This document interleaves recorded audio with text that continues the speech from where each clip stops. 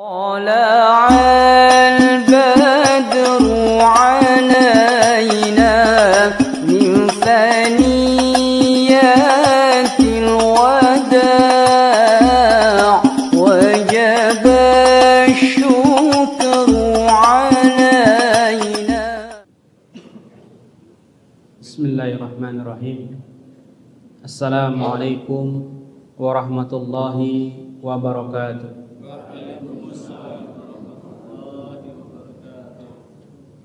Alhamdulillah nahmaduhu wa nasta'inuhu wa nastaghfiruh wa na'udzu billahi min sururi anfusina wa min sayyiati a'malina may yahdihillahu fala mudilla lahu wa may yudlilhu fala hadiya lahu. Asyhadu an la ilaha illallah wahdahu la syarika lah wa asyhadu anna Muhammadan abduhu wa rasuluhu la nabiyya wa la rasula ba'dah. Raditu billahi rabba wa bil islami dina wa bi Muhammadin sallallahu alaihi wasallam nabiyya. Jamaah salat subuh yang dimuliakan Allah Subhanahu wa taala. Semoga hadirnya kita di sini di tempat yang mulia ini mendapatkan naungan rahmat dari Allah Subhanahu wa taala. Dan nanti kita dikumpulkan di surganya Allah Subhanahu wa taala. Salawat dan salam terlimpah curahkan kepada junjungan kita baginda Nabi Allah Nabi Muhammad sallallahu alaihi wasallam beserta keluarga, sahabat serta para pengikutnya hingga di akhir kelak. Dan di kesempatan subuh yang penuh berkah ini kami mengajak, mari senantiasa kita meningkatkan takwa kita kepada Allah Subhanahu wa taala.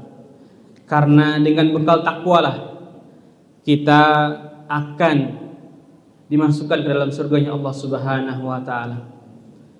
Dan mari senantiasa kita tingkatkan rasa syukur kita kepada Allah Subhanahu wa taala, Rabb semesta alam, yang telah menciptakan langit dan bumi beserta isinya, yang telah menciptakan kita, yang telah menghidupkan kita, dan yang akan mematikan kita.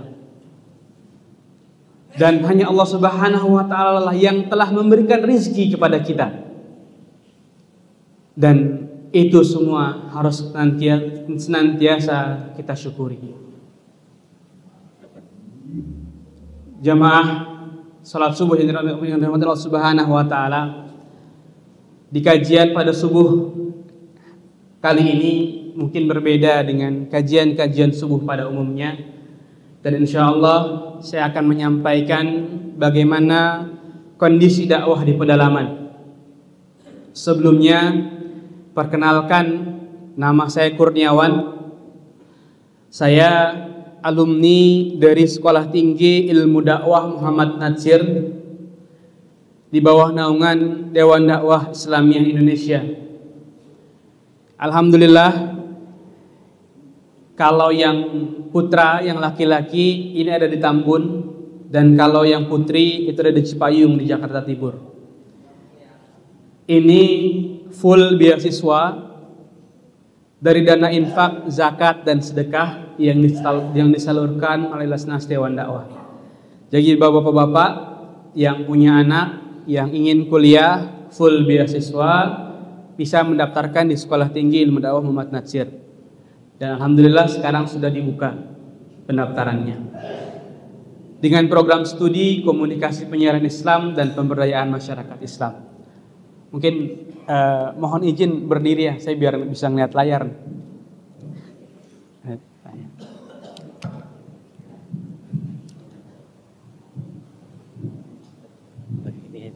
Oh ya.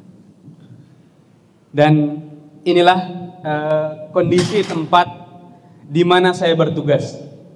Jadi saya tugas di Kampung Mu'alaf Dusun Moyo namanya, Kecamatan Morowali Utara, Kecamatan Mamosalato, Kabupaten Morowali Utara, Sulawesi Tengah.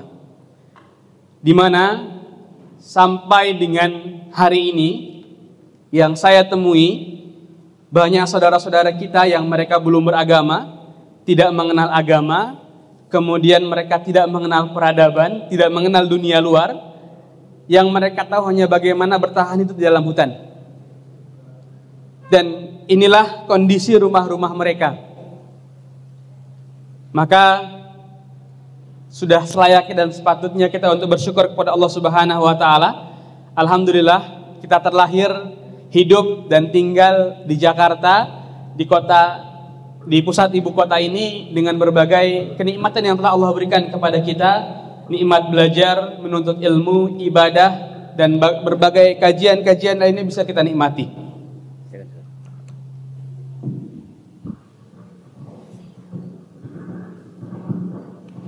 Ya. Next.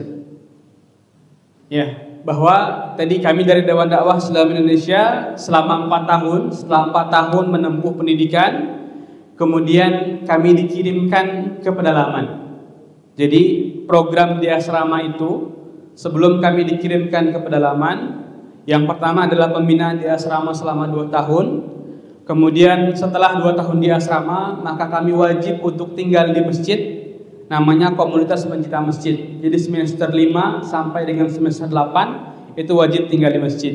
Setelah tinggal di masjid, masa perkuliahan terus berjalan, maka kami lanjut untuk ditugaskan ke pedalaman selama 2 tahun. Jadi mulai setelah adik kelas saya itu sudah mulai 2 tahun dikirimkan ke pedalaman.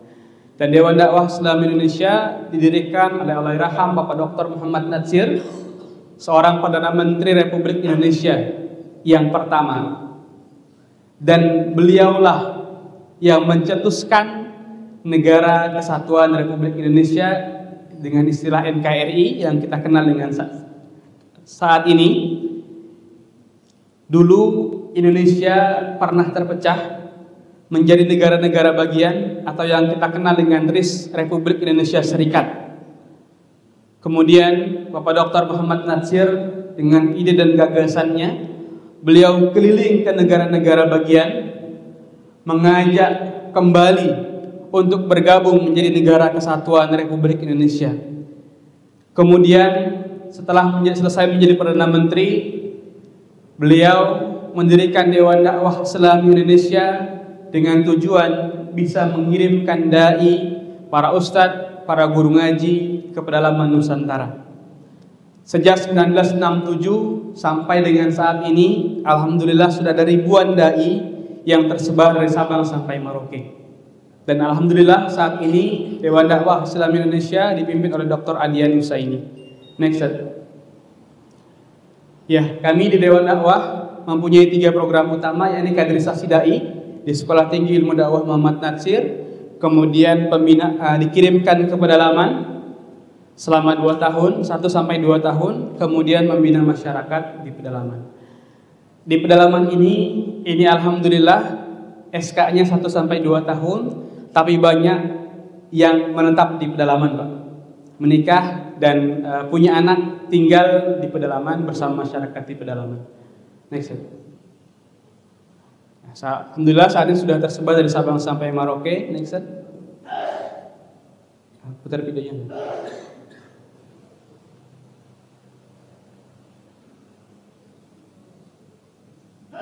Ini ada sedikit cuplikan video perjalanan untuk bisa sampai ke tempat saya bertugas.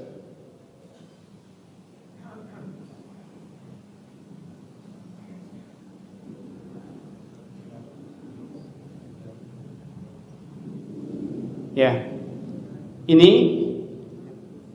kondisi jalannya yang harus kami tempuh dari Kecamatan Mamosalato itu untuk bisa masuk ke pedalaman dari kecamatan itu 9 sampai 10 jam, Pak. Jadi 9 sampai 10 jam masuk ke dalam hutan menempuh perjalanan. Nggak apa-apa, nggak ada suara juga nggak apa-apa. Ya, lanjut aja. Nah, ini ada sekitar 8 sungai yang seperti ini yang harus kita lalui untuk bisa menemui saudara-saudara kita yang ada di kampung Mu'alaf Dusun Ngoyo. Dan pertama kali datang ke tempat ini, saya juga bertanya-tanya Pak kepada Ustadz Sigit, Ketua Dewan Dakwah Morowali Utara. Ustadz, ini beliau, kenapa kami jauh-jauh dari Jakarta harus dikirimkan ke tempat ini?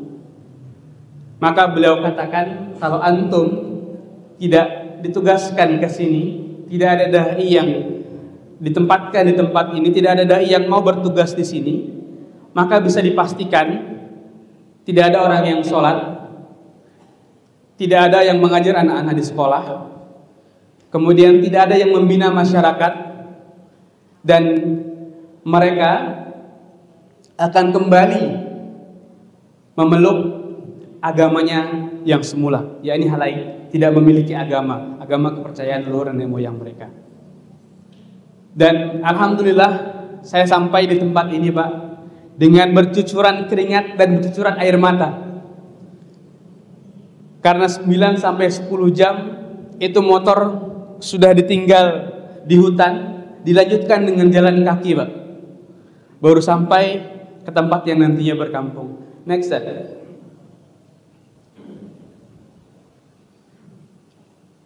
Video selanjutnya.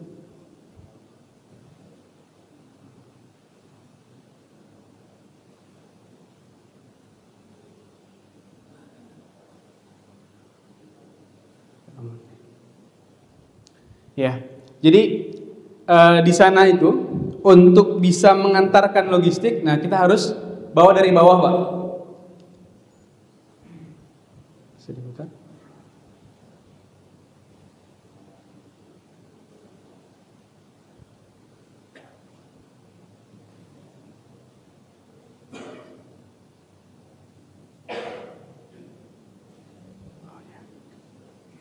Oke. Nah, jadi untuk bisa sampai ke sini, ketika saya mengeluhkan kondisi jalannya, maka Ustadz Sigit katakan, Ustadz, dengan kondisi jalan yang seperti itu tadi, kondisi jalannya, maka beliau katakan sudah alhamdulillah.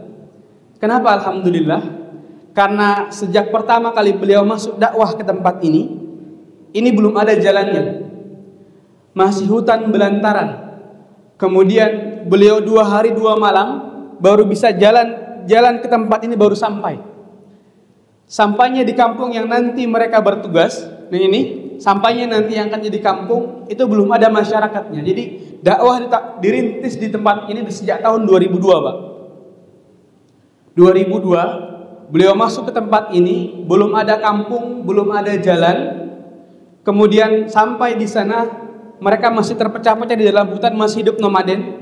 Kemudian beliau ajak mereka untuk mau tinggal di kampung. Kemudian sampai di kampung barulah tahun 2004 baru mulai terbentuk kampung dan mulai dakwah Islam dijalankan. Perlahan dari sejak tahun 2002, dari tahun 2004 itu sampai dengan tahun 2017 dakwah baru mulai ada hasilnya. Sudah mulai ada orang-orang yang mau untuk masuk dalam agama Islam. Nah, ini kondisi jalannya Pak kalau hujan. Ini kalau hujan, ini jalannya berubah jadi aliran sungai. Ya. Ini untuk bawa logistik untuk buka puasa dan sahur, ini kondisi di bulan Ramadan. Nah, ini kondisi jalannya yang harus ditempuh. Ini 9 sampai 10 jam baru bisa sampai. Tapi kalau seandainya seperti ini bisa ditempuh 2 hari Pak. Motornya ditinggal, lanjut jalan kaki. Next. Balik ke slide awal. Yang ini. Nah, terus. Nah, itu. Nah. Ya.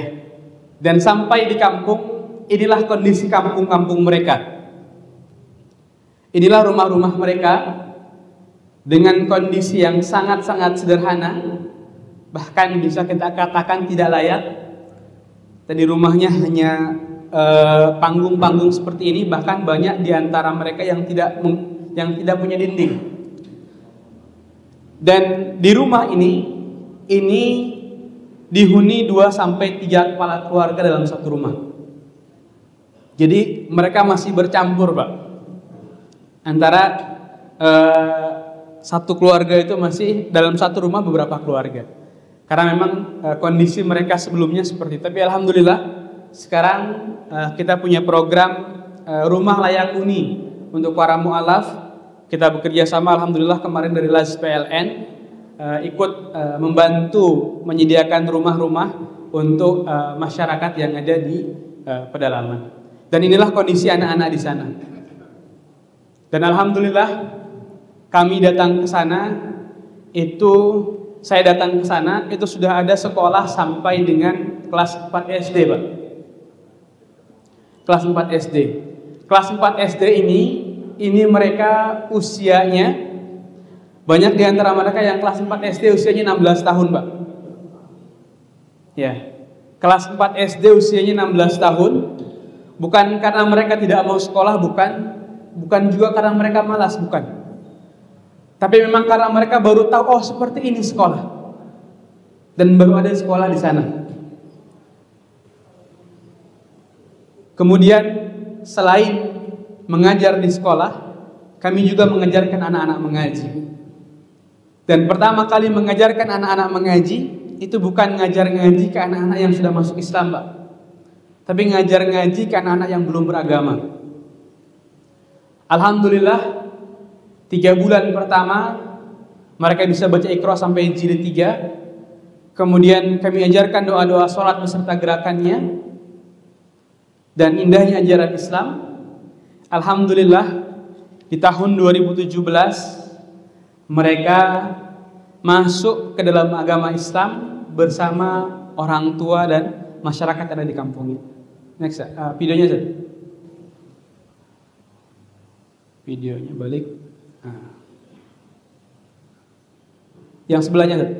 Nah itu.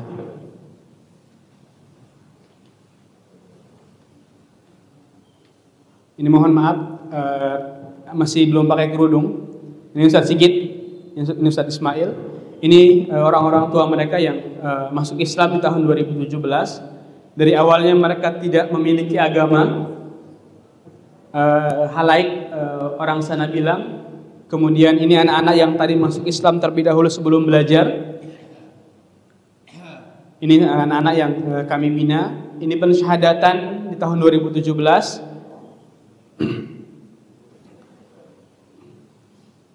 Alhamdulillah ada ratusan orang di antaranya yang sudah masuk ke dalam agama Islam. Ini yang tadi saya bilang usia 16 tahun baru kelas 4 SD.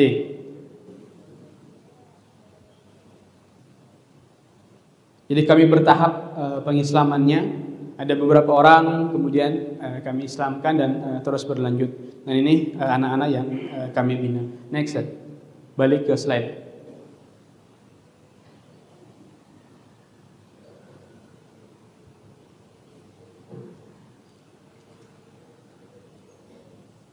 Dan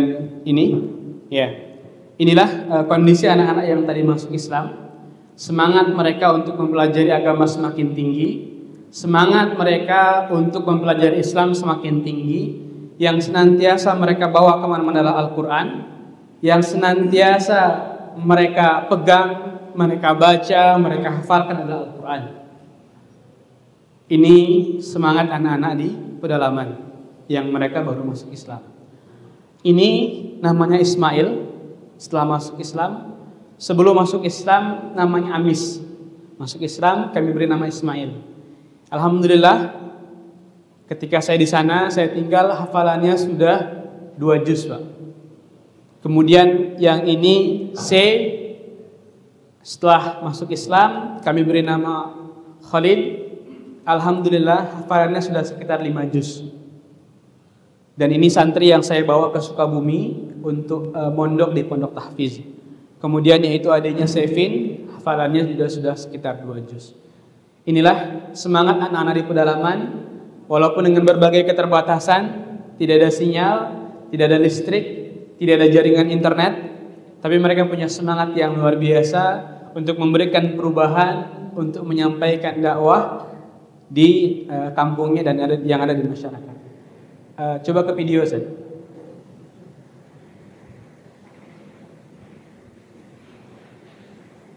Yang sebelahnya. Nah,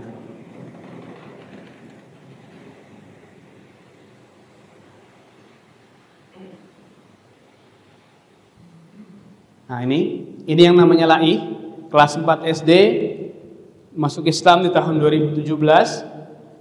Kemudian alhamdulillah sekarang sudah masuk Islam. Dari awal tidak tahu apa-apa, sekarang sudah tahu sekolah, sudah tahu mengaji, gitu. Ketika datangnya para ustadz dari Dewan Dakwah Islam Indonesia. Nah, sudah tahu sekolah, sudah tahu mengaji ya. Nah, ini yang tadi namanya Khalid. Nah, di pedalaman sudah bisa menghafal sampai juz 29. Kemudian ini 2 santri yang saya bawa ke Sukabumi untuk lanjut menghafalkan Al-Quran di Sukabumi. Dan sekarang Ubaidillah ini, nah ini cita-citanya ingin jadi guru agama dan jadi ustadz. Ya, ini cita-cita mereka. Next, balik ke slide yang bawah,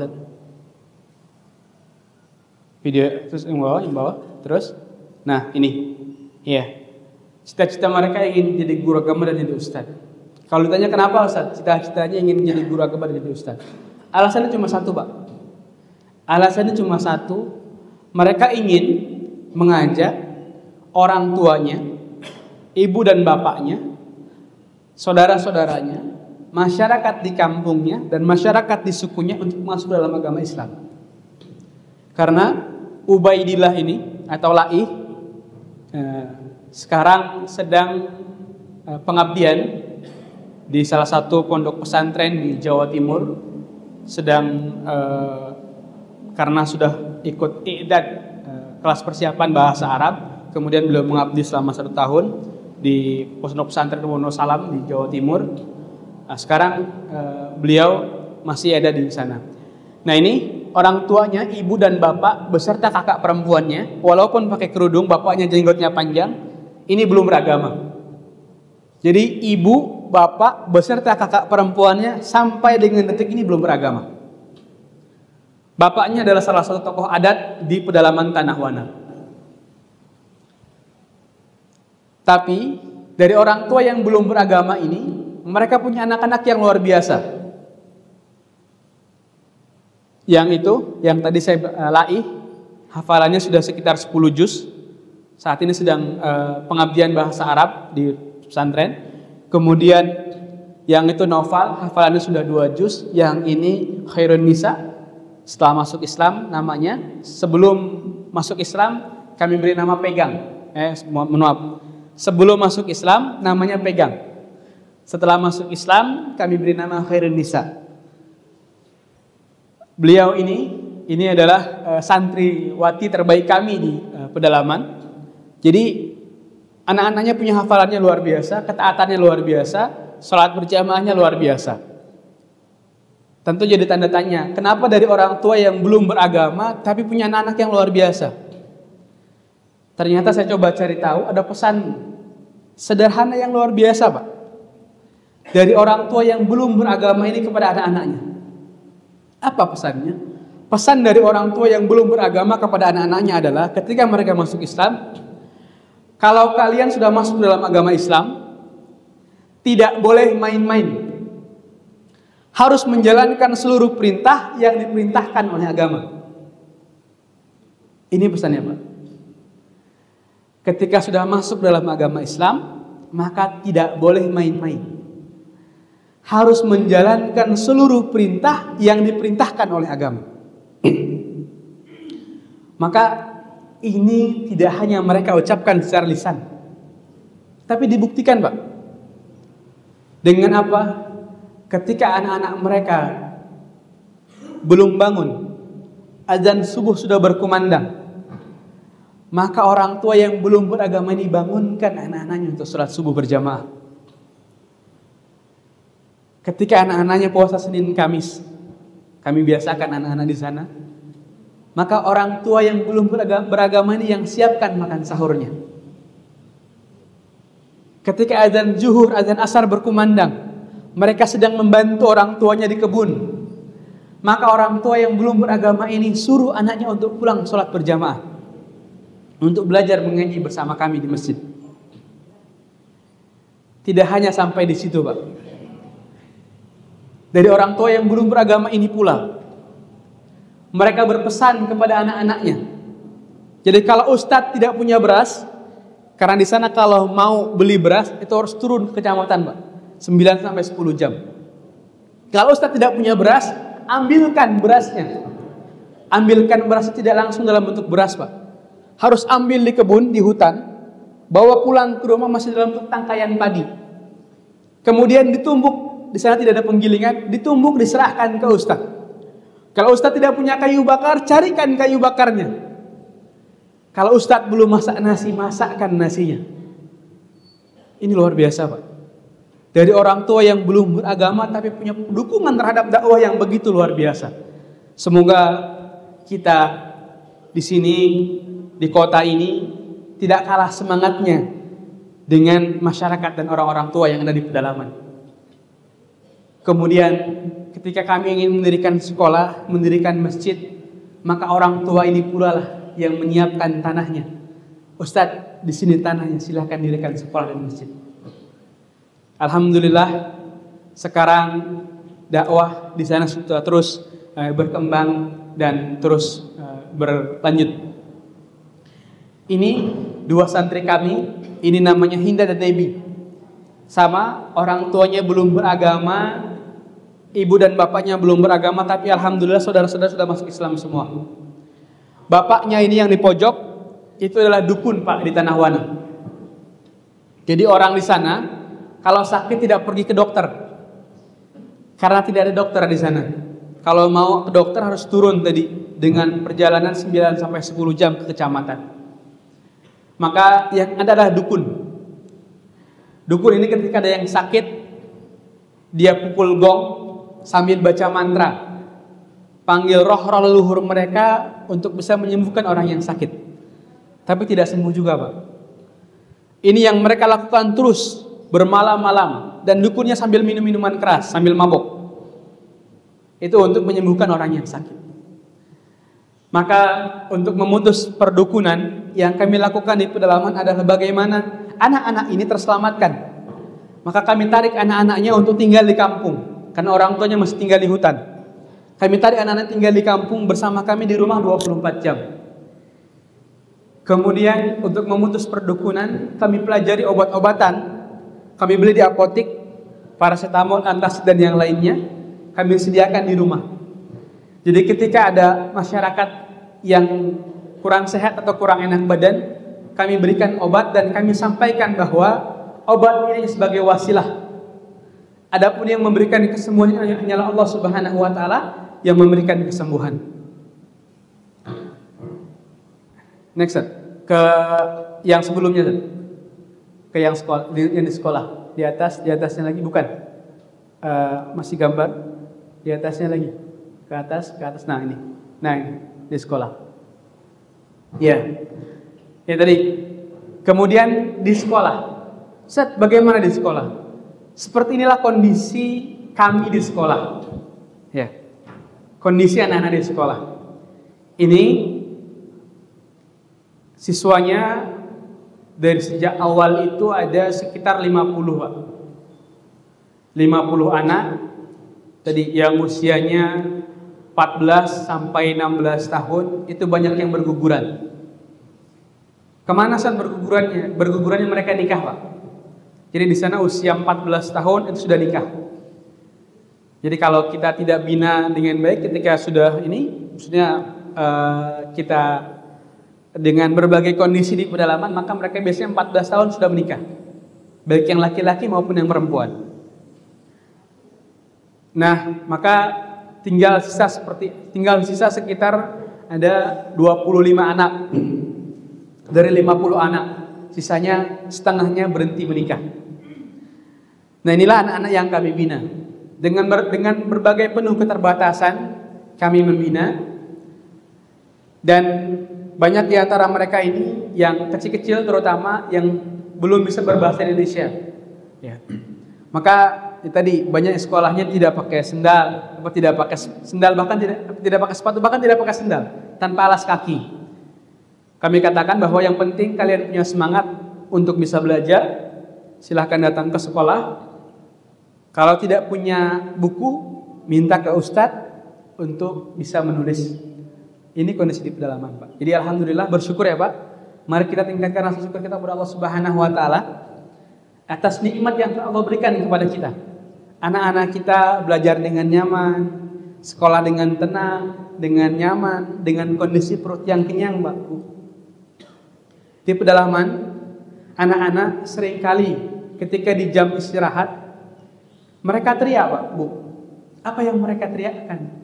Ustadz, moro kompo aku yang kuning. Ya. Ustadz, perut saya lapar, saya mau pulang. Ini di jam istirahat, Pak. Teriakannya lapar.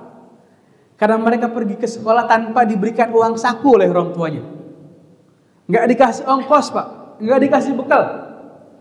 Karena di pedalaman tidak ada warung dan tidak ada yang jual makanan. Posisinya di hutan. Maka mereka teriak, Ustadz, saya mau pulang, perut saya lapar.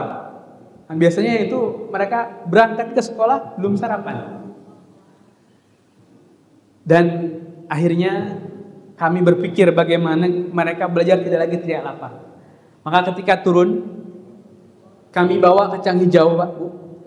Kemudian kami bawa naik ke atas. Kami sediakan setiap pagi anak-anak sarapan.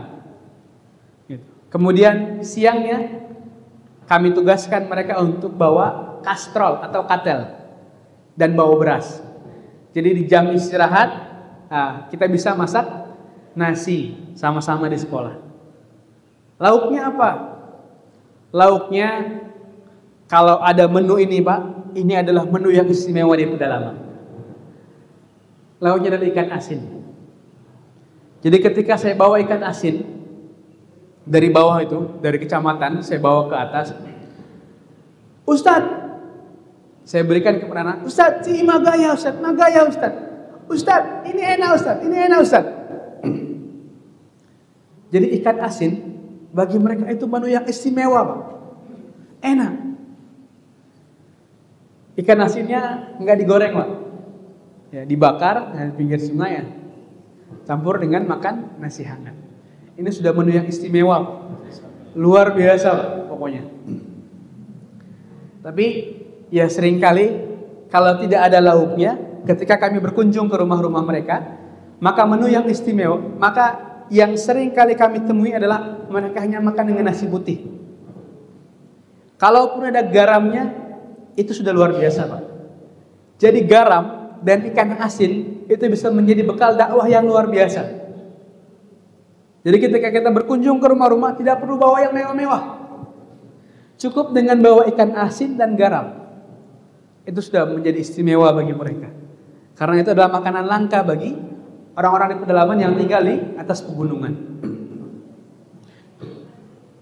Nah, kemudian kalau di sini mungkin bapak-bapak, ibu-ibu, kalau ada minyak goreng ya, jadi mereka ketika ketemu dengan minyak goreng itu biasanya kita untuk goreng nasi. Tapi ini terbalik. Jadi kalau ada nasi, ada minyak, maka nasinya minyaknya dituangkan atas nasi, diaduk-aduk, Pak. Itulah yang dimakan sama mereka. Kata mereka enak, tapi saya ini yang belum saya coba ini.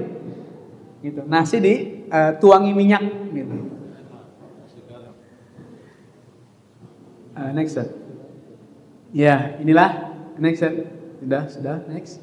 Ya, alhamdulillah saat ini masyarakat di pedalaman sudah ada ratusan orang yang masuk dalam agama Islam. Dan dakwah di sana terus berkembang. Alhamdulillah adik-adik kelas saya dan dai-dai yang penerus-penerusnya sudah banyak yang menetap.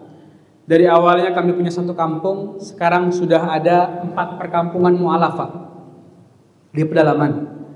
Yang pertama adalah kampung mu'alaf Dusun Moyo, yang kedua kampung mu'alaf Lambentana. Ini yang di Lambentana ini ini baru masuk Islam di tahun 2020. Kemudian ada di Kampung Mualaf Uwe Malingku dan Kampung Mualaf Marisa. Ini 4 perkampungan mualaf yang lokasinya dan medannya luar biasa ekstrim. Tadi kalau Kampung Mualaf Dusun Ngoyo 9 sampai 10 jam baru bisa sampai ke pedalaman. Kalau untuk masuk ke Lambentana itu minimal 12 jam. Minimal. Kalau cuacanya cerah dan jalannya tidak hujan. Jalan tidak becek. Tapi kalau becek, kalau hujan 2 hari 2 malam Pak, baru bisa tembus ke Kampung Mualaf Lambentana. Ini mereka baru masuk Islam di tahun 2020 kemarin. Alhamdulillah, alumni dari Sekolah Tinggi Ilmu Dakwah Muhammad Natsir dari Dewan Dakwah yang pertama kali ditugaskan ke tempat itu Ustadz Iqbal namanya, dari Tasikmalaya. Beliau kemarin selesai 2 tahun. Kemudian setelah selesai 2 tahun balik ke Jakarta. Kemudian beliau pikir-pikir dan beliau mantap, Ustadz, bisa nggak saya balik lagi ke tempat dulu saya bertugas? Luar biasa Pak. Jadi dari kota beliau merelakan dirinya untuk masuk kembali tugas ke pedalaman. Di Lambentana ini kondisinya jauh berbeda dengan di Kampung Mualaf Dusun Ngoyo tadi yang dukungannya luar biasa. Di Lambentana ini mereka baru masuk Islam, baru terbina. Primitifnya masih luar biasa. Jadi mereka masih hidup nomadennya masih kencang. Kemudian mereka tanam padinya sedikit. Jadi untuk makan itu mereka cenderung kurang. Sehingga ketika kalau habis bawa beras dari kecamatan yang kita bawa 12 jam itu minimal, sampai di atas 2 hari habis. Dimakan oleh masyarakat satu kampung. Maka ini menjadi tantangan bagi kami untuk berada di pedalaman untuk bisa mengembangkan pertanian yang ada di pedalaman sana. Dan alhamdulillah beliau menetap dan kembali di Kampung Mualaf di Lambentana ini. Next saya. Nah, ini video pengislamannya. Gak apa-apa, nggak usah diputar, nggak apa-apa. Nah kemudian ini pengislaman ketika di tahun 2020 kemarin. Bapak-bapak, Ibu-ibu dan Allah Subhanahu wa taala, hadirnya kami di sini, next set. Kami ingin mengajak bagi jamaah yang hadir di tempat ini untuk ambil bagian dalam perjuangan dakwah ini. Kami keliling ke masjid-masjid menyampaikan kabar dakwah dari pedalaman karena memang permintaan dai, Pak, permintaan dakwah di pedalaman itu begitu luar biasa. Tapi dai dan ustadznya itu sedikit sekali yang mau untuk bertugas berdakwah di pedalaman. Karena di pedalaman tidak ada materi, tidak ada uang. Di sana adalah bagaimana keikhlasan kita untuk menyebarkan agama Islam, untuk mengajak masyarakat, untuk mengajak umat mendekatkan diri kepada Allah Subhanahu wa taala. Dan kami dari Dewan Dakwah berkomitmen tidak akan meninggalkan suatu tempat yang di sana sangat-sangat membutuhkan dai, menghentikan pengiriman dai, tidak akan menghentikan pengiriman dai sampai dengan ada masyarakat lokal atau kader lokal yang mereka bisa berdakwah kepada masyarakat di kaumnya. Ini komitmen kami. Karena apa, Pak? Ketika ditinggalkan mereka ini, maka mereka bisa dipastikan akan kembali lagi kepada agama mereka yang semula. Maka kaderisasi dai terus dilakukan di Sekolah Tinggi Ilmu Dakwah Muhammad Natsir, dan setiap tahun dai terus dikirimkan. Jadi dalam setahun kami 2 kali pengiriman dai. Yang pertama di bulan Ramadan, ini kafilah dakwah, ini kelas persiapan, pengiriman dai persiapan selama bulan Ramadan untuk mahasiswa semester 6 selama bulan Ramadan sekitar 50 hari. Jadi berangkat 10 hari sebelum Ramadan, pulang 10 hari setelah Lebaran. Kemudian pengiriman yang selanjutnya adalah pengiriman dari pengabdian. Ini yang 2 tahun. Dan banyak juga yang menetap di pedalaman dan menikah dengan masyarakat di pedalaman. Ini yang insya Allah di bulan Agustus ini akan ada pengiriman dai. Mohon maaf, bukan di bulan Agustus, sekarang Juni ya, bulan Juli Pak. Bulan Juli akan ada pengiriman dai, ada sekitar 200 dai dan daiyah yang akan dikirimkan ke pedalaman Nusantara dari Aceh sampai Papua. Jadi kalau saya ceritanya mungkin baru sampai dengan di Sulawesi. Insya Allah nanti ada dai-dai yang lain yang akan menceritakan bagaimana kondisi di Ambon, di Pulau Buru, kemudian di Papua dan daerah-daerah pedalaman yang lainnya. Karena memang di Indonesia ini banyak sekali daerah-daerah pedalaman yang belum tersentuh akan dakwah dan mereka sangat-sangat membutuhkan hadirnya para dai, para ustadz, para guru yang bisa membina masyarakat di pedalaman. Next. Nah, kami ingin mengajak bapak-bapak, ibu-ibu untuk ambil bagian dalam perjuangan dakwah ini. Karena memang tugas dan tanggung jawab dakwah ini bukan hanya tugas kami para ustadz dan para guru, tugas Dewan Dakwah bukan. Tapi tugas dan tanggung jawab dakwah ini tugas kita semua yang mengaku beriman dan bertakwa kepada Allah Subhanahu wa taala.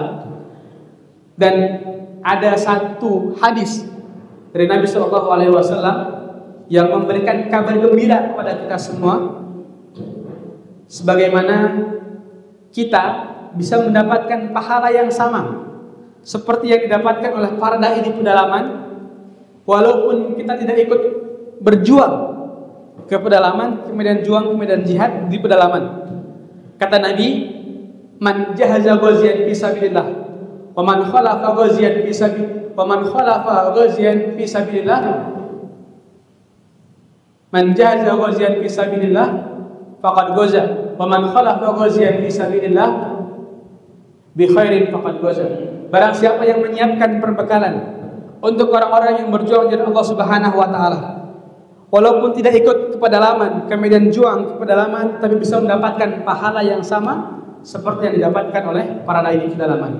Dari setiap orang yang masuk Islam, dari setiap orang-orang pedalaman yang melaksanakan sholat, dari setiap orang-orang pedalaman yang membaca Al-Quran dan menghafalkan Al-Quran, maka kita bisa mendapatkan pahala yang sama seperti yang didapatkan oleh para dai di pedalaman.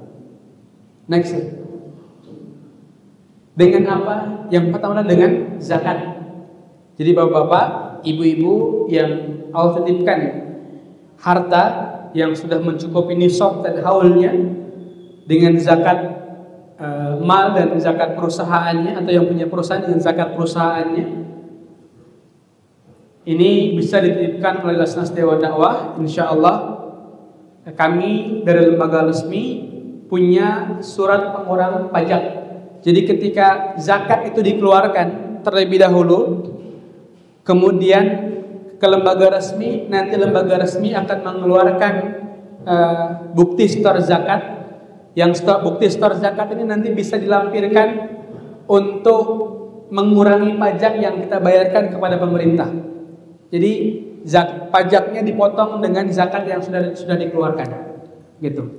Jadi ini peraturan pemerintah yang bisa kita lakukan dan kita ambil ketika kita membayar zakat terlebih dahulu, kemudian baru membayar pajak. Next. Nah, ini biaya yang harus dikeluarkan setiap bulannya. Ini totalnya 1 juta rupiah. Ini rincian beasiswa yang kami berikan kepada kader dai, mahasiswa dan mahasiswi di Sekolah Fikih Ilmu Dakwah Muhammad Natsir. Saat ini jumlah mahasiswa dan mahasiswi itu ada 800 Pak, yang harus kami berikan beasiswa setiap bulannya 1 juta rupiah. Berarti untuk memenuhi kebutuhan mahasiswa dan mahasiswi setiap bulan 800 juta rupiah Pak setiap bulan. Ini yang harus dikeluarkan untuk bisa terus mendukung dakwah di pedalaman. Biaya makannya, nah itu biaya makannya SPP, biaya selama ya. Next. Nah 7.000 per hari ya. Biaya makannya, next. Balik ke tadi. Biaya makannya sebelumnya. Nah biaya makannya 7.000 per hari Pak. Di Bekasi. Alhamdulillah masih bisa Pak. Jadi pagi, siang, sore 7.000 rupiah dalam sehari. Alhamdulillah masih bisa untuk memenuhi kebutuhan pokok kita di asrama. Ini 1 juta rupiah. Next. Nah ini 807 dikurangi 1 juta dikali 1 juta rupiah, maka ada 807 dai. Kemudian nah ini dikali setahun ada 9 miliar 684 juta yang harus ditanggung dalam 1 tahun. Ini rinciannya. Kemudian Ustadz, bagaimana ini pedalaman?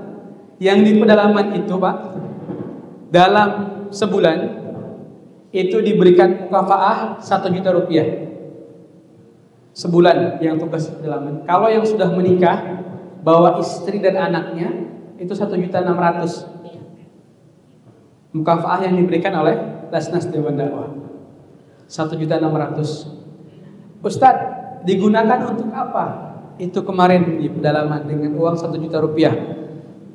Uang 1 juta rupiah yang saya terima itu kalau kita mau ambil itu uang ke kecamatan itu ongkosnya 300.000 rupiah Pak. Dari pedalaman turun ke kecamatan 300.000. Naik lagi ke pedalaman 300.000 rupiah. 600.000 rupiah Pak. Itu ongkos untuk tadi pakai motor turun dan naik. Untuk naik ojek. Sisanya 400.000 rupiah. Inilah yang kami belikan tadi kacang hijau, ikan asin dan garam. Sampainya di atas di pedalaman itu biasanya masyarakat dan anak-anak sudah menunggu. Ustadz, kalau pulang dari kecamatan, dari kota, dari kecamatan, pasti bawa sesuatu. Ini sudah ditunggu Pak oleh masyarakat di pedalaman. Nah, inilah kondisi masyarakat. Next. Dan yang ingin kami sampaikan, mungkin bapak-bapak di sini yang menitipkan kelebihan harta, kami ingin mengajak untuk berkomitmen menjadi orang tua asuh bagi para dai yang sedang ditugaskan ke pedalaman maupun dai yang sedang dikaitkan di Sekolah Tinggi Ilmu Dakwah Muhammad Natsir. Mungkin kalau ada yang berkenan Pak Bu, yang menitipkan kelebihan harta mungkin yang setiap bulannya ya gajinya sudah lumayan gitu. Mangga komitmen di 3 dai. Berarti 1 bulannya 3 juta rupiah. Dalam 1 tahun 36 juta rupiah. Mangga Bapak-bapak, Ibu-ibu, kalau ada yang bersedia silahkan bisa angkat tangan mungkin. Kalau ada yang mau angkat tangan kami persilahkan. Ada Pak, Bu? 3 dai setiap bulan. Next. Ya. Allah Subhanahu wa taala berfirman dalam surat Al-Baqarah, siapa yang mau memberi pinjaman kepada Allah Subhanahu wa taala dengan pinjaman yang baik, yang banyak, nafkahkan hartanya di jalan Allah, maka Allah akan melipat gandakan pahalanya dengan lipat ganda yang banyak. Next. Ya. Dan dalam Quran surat Al-Baqarah ayat 261, Allah Subhanahu wa taala berfirman, A'udzubillahi minasyaitonirrajim. Mathalul ladzina yunfiquna amwalahum fi sabilillahi kamathali habbatin anbatat sab'a sanabila fi kulli sunbulatin mi'atu habbah. Wallahu yudha'ifu liman yasha. Wallahu wasi'un 'alim. Perumpamaan orang-orang yang menginfakkan harta di jalan Allah Subhanahu wa taala seperti butiran biji yang menumbuhkan 7 tangkai. Pada setiap tangkai ada 100 biji. Allah melipat gandakan bagi siapa yang dia kehendaki dan Allah Maha mengetahui. Jadi insya Allah, janji Allah memberikan 700 kali lipat bagi kita semua untuk yang menafkahkan harta di jalan Allah Subhanahu wa taala. Next. Ya, satu dai Pak, 1 bulan 1 juta rupiah. Mungkin ada yang siap untuk berkomitmen, bisa diangkat tangannya. Next. Dan semampunya. Ustaz, nggak mampu 1 juta rupiah setiap bulan, bisa 500 Pak berdua. Ustaz, berat juga 250.000 rupiah Pak, atau semampunya untuk bisa berkontribusi mendukung dakwah di pedalaman. Tidak hanya dengan dalam bentuk materi uang, tapi mungkin ada yang ingin bayar fidyah. Ustaz, saya ingin bayar fidyah. Itu bisa kami salurkan ke pedalaman Pak Bu. Mungkin ibu-ibu yang tadi yang punya hutang puasa mau bayar fidyah, silahkan. Atau Ustaz, saya mau akikah. Nah, bisa akikah. Mungkin kalau yang di sini agak repot di pedalaman, sehingga bisa diperbaikan gizi untuk anak-anak dan masyarakat di pedalaman. Yang mau sedekah Quran, pembangunan masjid, sumur, dan sarana-sarana ibadah yang lainnya, insya Allah kami akan siap menyalurkan untuk masyarakat di pedalaman.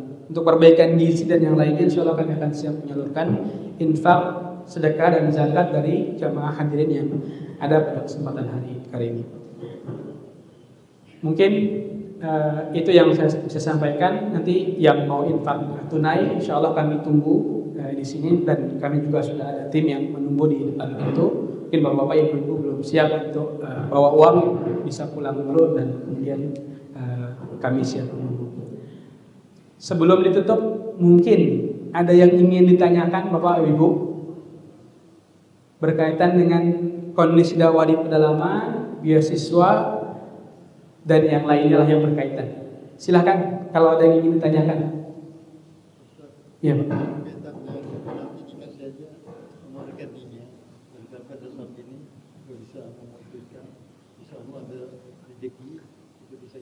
Oh, siap. Ya. Siap. Ya, insya Allah nanti nomor rekeningnya kami ada brosur ya, yang nanti akan dibagikan, mungkin untuk bisa dibawa pulang. Ada nomor rekeningnya yang tercantum di brosur yang kami bagikan. Ada lagi Pak Bu yang ingin ditanyakan? Mungkin Ustaz, bagaimana tantangan dakwahnya? Tantangan dakwahnya Pak Bu, di sana itu kita minoritas. Di sana kita minoritas Muslim dan dikuasai oleh para misionaris di pedalaman itu. Jadi kita tadi jalan kaki 2 hari 2 malam. Mereka di atas punya helikopter. Jadi para misionaris di sana itu punya landasan helikopter Pak, di atas. Jadi setiap 2 bulan sekali, setiap sebulan sekali, mereka ngedrop logistik pakai helikopter dan mengirimkan para ustadz-ustadz mereka gitu, para tokoh-tokoh mereka untuk bisa berdakwah juga di pedalaman. Tapi kita di sana fokus kita adalah bagaimana masyarakat yang belum beragama ini. Jadi urusan mereka yang sudah masuk ke dalam agama lain silahkan urus umat mereka masing-masing lah. Yang penting jangan ganggu kita. Dan tugas kita adalah bagaimana bisa mengajak yang belum beragama ini masuk dalam agama Islam. Karena yang belum beragama Bapak Ibu, masih ada ribuan orang yang belum beragama di dalam hutan. Karena mereka masuk di 3 wilayah kabupaten, bukan kecamatan. 3 wilayah kabupaten.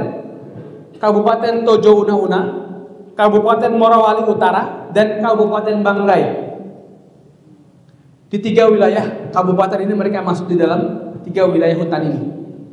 Dan jumlahnya mereka ribuan. Tinggal ada atau tidak dai yang mau membina mereka, membersamai mereka 24 jam. Tinggal di dalam hutan, tidak ada sinyal, tidak ada listrik, dan jauh dari peradaban. Itu saja. Kuncinya asal ada yang mau. Gitu. Maka mohon doa dan dukungannya, semoga kami para dai-dai muda bisa terus istiqomah berdakwah di pedalaman, menyampaikan agama Islam ke penjuru Nusantara di seluruh penjuru Indonesia. Mungkin kalau tidak ada yang ditanyakan, kami tutup. Kurang lebihnya mohon maaf, kepada Allah kami mohon ampun. Kita tutup dengan doa kafatul majelis. Subhanakallahumma wa bihamdika asyhadu an la ilaha illa anta astaghfiruka wa atubu ilaik. Wassalamualaikum warahmatullahi wabarakatuh.